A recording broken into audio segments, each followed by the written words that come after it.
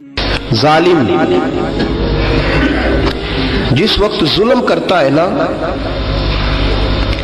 اس وقت وہ یہ سمجھ بیٹھتا ہے کہ میں ہمیشہ اسی طاقت میں رہوں گا۔ ظالم جب ظلم کرتا ہے تو وہ سمجھتا ہے کہ شاید یہی قوت، یہی طاقت، یہی جوانی، یہی اقتدار یہ قائم رہے گا، لیکن کبھی ظلم کا راج قائم رہ سکا نہیں، رہتا ہی نہیں۔ یزید نے ظلم کی حد کر دی، جب تخت حکومت میں بیٹھا تو ظلم کی حد کر دی، حد کر دی اس نے سمجھا تھا کہ شاید یہ اقتدار میرے پاس رہے گا، شاید یہ تخت جو میں نے سجایا ہے اس پہ سجا رہوں گا، بنا رہوں گا، قائم رہوں گا۔ اسے سمجھ نہیں نہ آئی کہ حکومتیں ظلم سے نہیں عدل سے قائم رہتی ہیں۔ میرے عمر فاروق رضی اللہ تعالیٰ عنہ کی حکومت عدل سے قائم تھی تو 12 سال قائم رہی، 12 سال قائم رہی، اور عمر چلے گئے، عدل کرتے کرتے چلے گئے۔ میں اگلے جمعے بیان کروں گا حضرت عمر کے بارے میں۔ جناب عمر چلے گئے، عدل کرتے کرتے دنیا سے رخصت ہو گئے، لیکن مدینے کی گلی سے بھی جا کے پوچھو گے تو عمر کے عدل کی گواہی دے گی۔ مدینے کی گلی اور مٹی بھی کہے گی کہ عمر عادل تھا۔ یزید نے ظلم کیا نا، پورے 4.5 سال رہا، لیکن اس کا خیال تھا کہ میں جمع رہوں گا، بنا رہوں گا، رہ سکا نہیں، رہ سکا، کیونکہ اللہ غافل ہے، اللہ کو پتہ ہے۔ اور ایک اور بات بھی، ایک اور جملہ بھی کہنے لگا ہوں، اسے بھی یاد رکھیے گا، ظالموں کو مددگار بھی مل جاتے ہیں، ظالموں کو مددگار بھی مل جاتے ہیں، بلکہ ظالموں کے مددگار زیادہ ہوتے ہیں۔ بدی جلدی پھیلتی ہے، گناہ جلدی پھیلتا ہے، ظالموں کے مددگار زیادہ ہوتے ہیں۔ یزید کو مددگار ملے، ابن سعد ملا، ابن زیاد ملا، شمر ملا، خولی بن یزید ملا، بڑے اسے مددگار ملے جو کہتے تھے کہ بالکل کوئی خطرہ ہی نہیں، دنیا تو ترستی ہے تیری دید کو، اور سب خیر ہے، ہر جگہ امن ہی امن ہے۔ یزید جب ظلم کر رہا تھا تو سمجھتا تھا مجھے کوئی نہیں پوچھے گا، کوئی میرے قریب نہیں آئے گا، لیکن یارو اس تک دنیا کا کوئی بندہ تو نہیں پہنچ سکا، لیکن اللہ کا قہر تو پہنچ گیا نا،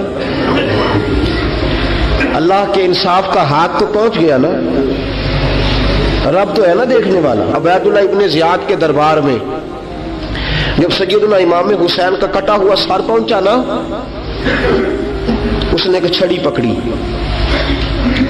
اور چھڑی پکڑ کے نا تو امام حسین کے لبوں پہ مارنے لگا، کہنے لگا تجھے کہا تھا نا بات مان جا، کٹا ہوا سر تشت میں رکھا ہے، تجھے کہا تھا نا بات مان جا۔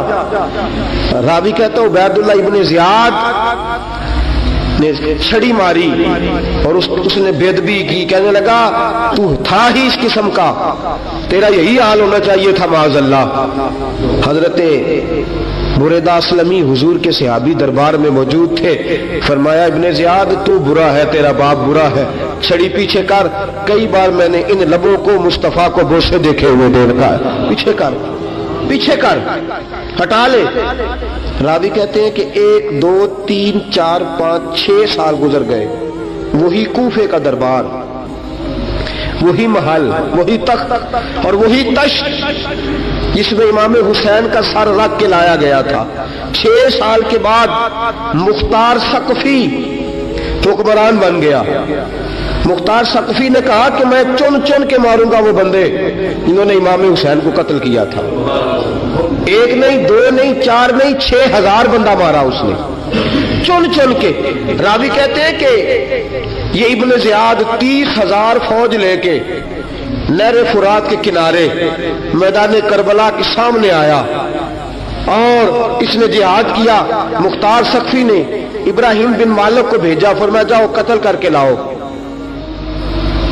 لڑائی شروع ہو گئی، یکم محرم کو ہوئی تو پھر بند ہو گئی، پھر 5 کو شروع ہو گئی، پھر 7 کو شروع ہو گئی، 10 محرم کا دن آ گیا 6 سال کے بعد، وہی ظہر کا وقت آ گیا، وہی عبید اللہ ابن زیاد جس نے امام حسین رضی اللہ تعالیٰ عنہ کو قتل کروایا تھا، وہ گرا ہوا ہے اور زمین پہ گرا ہے، اس کی گردن پہ ابراہیم بن مالک نے پیر رکھا اور اس کی گردن کو کاٹ کے تشت میں رکھا، اور تشت میں رکھ کے جب اس نے کوفہ بھیجا، وہی تخت جس پہ عبید اللہ ابن زیاد نے بیٹھ کے امام حسین کے مبارک لبوں پہ چھڑی ماری تھی، اسی تشت پہ رکھ کے جب اسی عبید اللہ ابن زیاد کا سر سامنے رکھا تو کوفے کے اس دارالخلافہ کے ایک کونے سے ایک بابا بولا اور بول کے کہنے لگا، لوگوں گواہ رہنا میرا رب بڑا عادل ہے، گواہ رہنا اللہ بڑا عادل ہے۔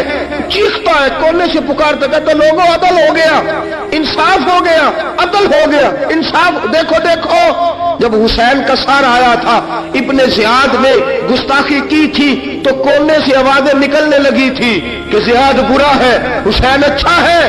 آج ابن زیاد کا سر آیا ہے، آواز پھر کونے سے نکلی ہے، لیکن آواز کیا گونج رہی ہے؟ آواز پھر وہی گونج رہی ہے، زیاد ابن زیاد برا تھا، حسین کو اللہ نے بڑی عزت عطا فرما رکھی۔ مکافات عمل، مکافات عمل، اللہ غافل نہیں ظالم جو کام کرتے، اللہ غافل نہیں۔ 6 سال کے بعد وہی دن، وہی وقت، وہی گھڑی، وہی لمحہ، وہی سارا نظام، وہی دربار، انسان ڈرتا نہیں، انسان باز آتا، عبرت پکڑتا۔ ابن زیاد اس وقت کہتا تھا کہ میں جاؤں حسین کے پاس، یہ میں جو ہوتی ہے یہ مروا دیتی ہے۔ شیطان نے کہا تھا آنا خیر منہم، میں بہتر ہوں، بس ختم ہو گیا، ختم ہو گیا۔ ابن زیاد قتل ہوا، وہی تاریخ، وہی زمانہ، اللہ کریم نے اس کو ذلت کی موت دی، مرا، اور 30,000 فوج لے کے نکلا تھا، پھر بھی بچ سکا نہیں۔ یہ ابن زیاد کا حال ہوا۔ ابن سعد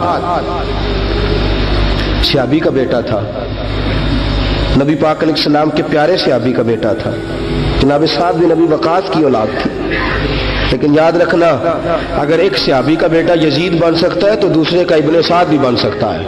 اور صرف یوں ہی توجہ نہ کیا کرو، ابو جہل کا بیٹا بھی تو صحابی رسول بن گیا تھا نا، یخرج الحی من المیت و یخرج المیت من الحی، رب فرماتے میں زندوں سے مردے اور مردوں سے زندے نکال دیا کرتا ہوں۔ میں کبھی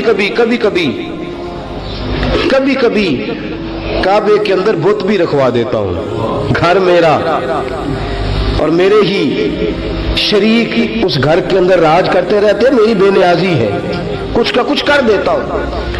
ابن سعد مختار حکمران بنا تو مختار ثقفی نے ابن سعد کے بیٹے حفص کو بلایا، اور مزے کی بات یہ ہے کہ مختار جو بعد میں حکمران بنا نا، بڑی یاری تھی اس کی ابن سعد کے ساتھ۔ جتنے قاتلان امام حسین تھے وہ کوفہ چھوڑ کے بھاگ گئے، دوڑ گئے۔